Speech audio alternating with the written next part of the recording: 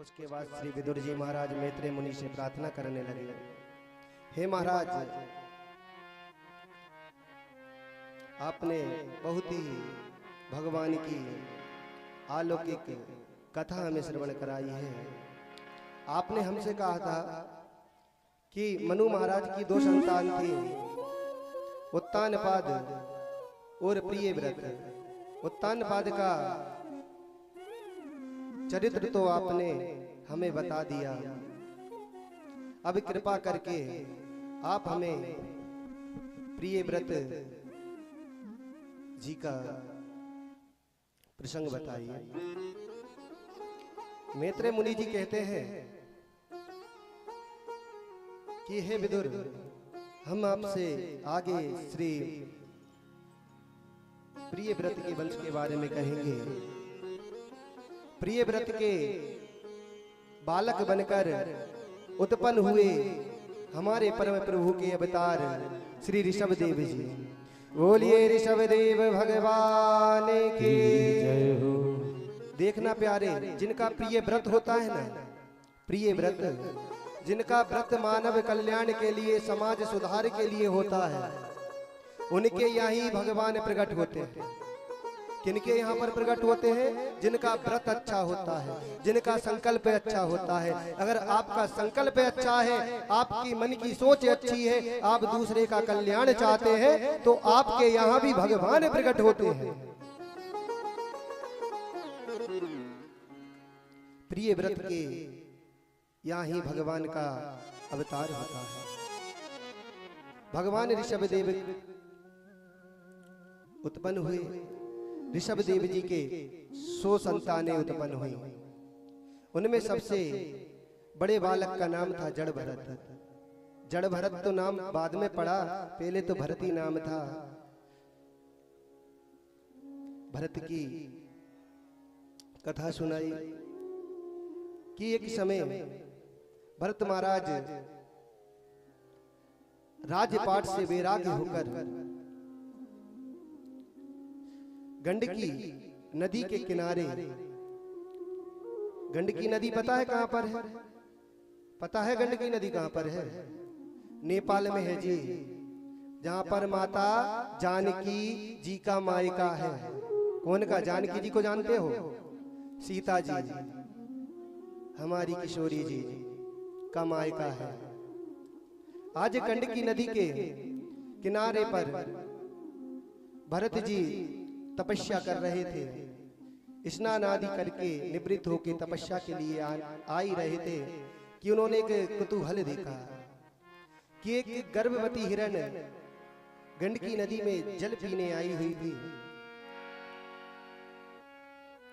और एक सिंह ने दहाड़ मारी तो हिरण अपने प्राणों की रक्षा के लिए जल में छलांग लगा दी। जल में छलांग लगाने से हिरण का तो गोविंदाय नमो नमः हो गया और उसका जो प्रसव था ना जी, वह जल में ही गिर गया। उसका एक शिशु जल में गिर गया। ये भरत जी देख रहे थे। भरत जी ने जब ये देखा, भरत जी को हिरण के बच्चे पे दया आ गई और नदी में छलांग मारकर उस हिरण के बालक को बचा लिया। अब उसकी देखभाल करने लगे हैं।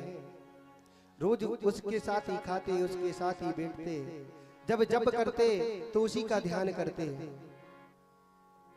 एक दिन हिरण का वो बच्चा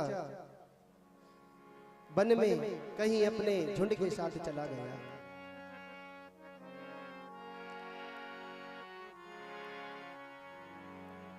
जब वे झुंड के साथ चला गया, भरत जी को हिरण का बच्चा वहां नहीं दिखा। तूने बड़ी चिंता हुई कि वो अभी छोटा सा नन्हा सा बालक है, वो कहां भटक रहा होगा। उसकी चिंता करते करते ही भरत जी ने भी अपनी ये देह त्याग दी।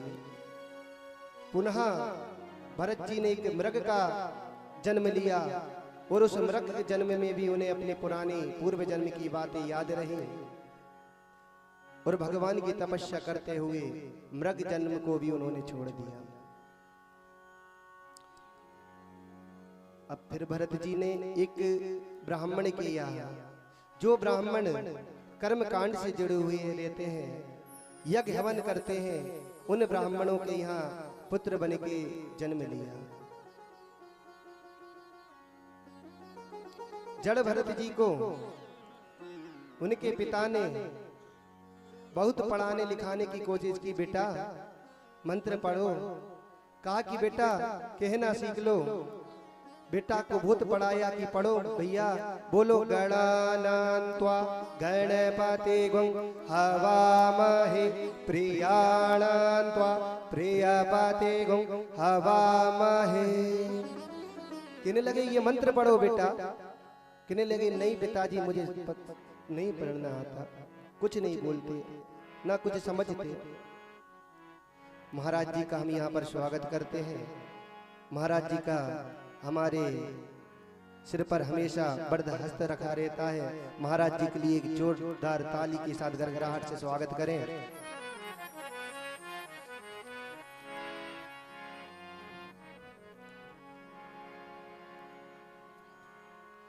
यहाँ पर जब भरत जी कुछ नहीं पढ़ पाते तो उनके पिता ने हार मान ली कि जब बच्चा कुछ पढ़ ही नहीं पा रहा है तो इसे आगे कैसे पढ़ाए। मूर्खों की तरह रहने लगे। भरत जी बड़े हुए तो उनका विवाह भी नहीं किया। उनके जो 3-4 भाई थे वो लोग 3 भाइयों का विवाह कर दिया।